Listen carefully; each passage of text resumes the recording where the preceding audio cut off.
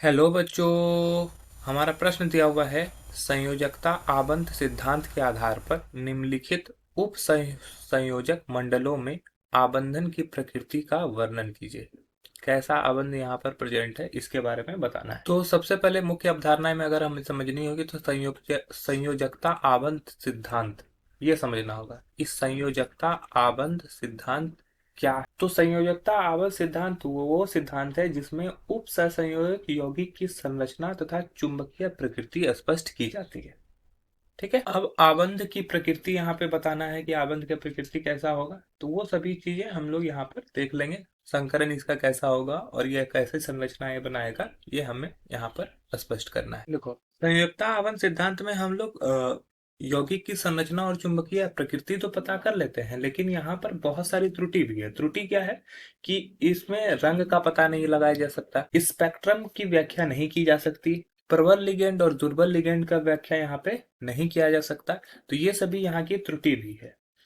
यहाँ पर एक और चीज हमें समझना होगा कि चुंबकीय प्रकृति में, तो चुंबकीय प्रकृति कैसा होगा, तो एक होता है प्रतिचुंबकीय, एक होता है अनुचुंबकीय।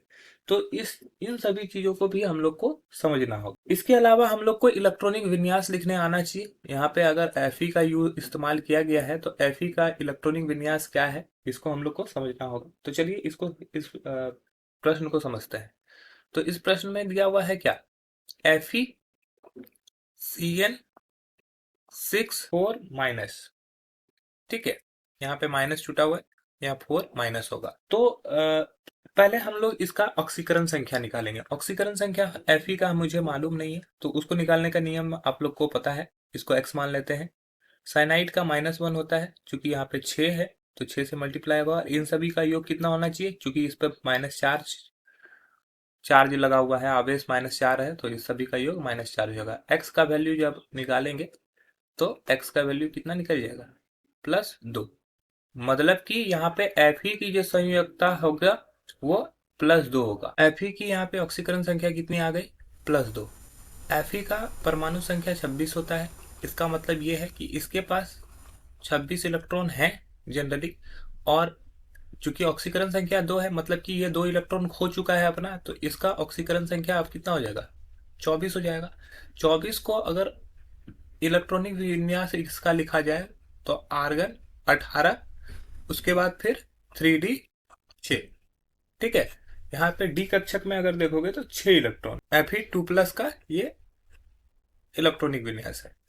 तो ये 3D6, ये 3D6 किस प्रकार से होता है, तो अगर मान लो ये 3D है, सपोज कर लो ये 3D है, तो ये 6 इलेक्ट्रॉन कुछ इस प्रकार से रखे जाते हैं। ठीक है, और ये 4p, माफ कीजिएगा 4s और 4p।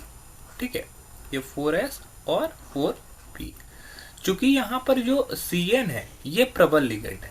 Cn क्या है, प्रबल लिगेंड। तो अगर प्रबल लिगेंड है तो क्या करता है, प्रबल लिगेंड का कार्य क्या है कि ये इलेक्ट्रॉन को युग्मित करता है। तो ये इलेक्ट्रॉन को क्या करेगा, ये युग्मित करेगा। ये जो अनपेयर्ड इलेक्ट्रॉन है और युग्मित इलेक्ट्रॉन है उसको युग्मित कर देगा। तो वो किस तरह से बदल जाएगा, वो कुछ इस प्रकार से बदल जाएगा। अगर डी की बात करें तो वो कुछ इस प्रकार से हो जाएगा, ये बदल कर कुछ इस प्रकार से हो जाएगा कि डी यहाँ पे युग्मित हो गया और ये 2 खाली हो जाएंगे, ये 4s और 4p। तो संकरण जो दिखेगा वो कहां से कहां तक में दिखेगा, ये यहाँ से यहाँ तक में दिखेगा। इसका मतलब हो गया D2sp3। ठीक है, D2sp3 संकरण कैसा हो गया, D2sp3। तो अगर इस तरह का संकरण दिखाएगा तो ये किस तरह का स्ट्रक्चर बनाता है, अष्ट फलकीय। तो इसकी संरचना कैसी हो जाएगी, अष्ट फलकीय। और चूंकि यहाँ पर कोई भी अयुग्मित इलेक्ट्रॉन नहीं है, अयुग्मित इलेक्ट्रॉन नहीं रहता है, तो इसका व्यवहार कैसा होगा, प्रतिचुंबकीय। प्रतिचुंबकीय में एक भी अयुग्मित इलेक्ट्रॉन नहीं होता है। अनुचुंबकीय होता है तो वहां पे अयुग्मित इलेक्ट्रॉन रहता है तो अनुचुंबकीय व्यवहार करता, और प्रतिचुंबकीय व्यवहार तब करेगा जहां पर अयुग्मित इलेक्ट्रॉन नहीं होगा। तो ये प्रतिचुंबकीय व्यवहार भी करता है।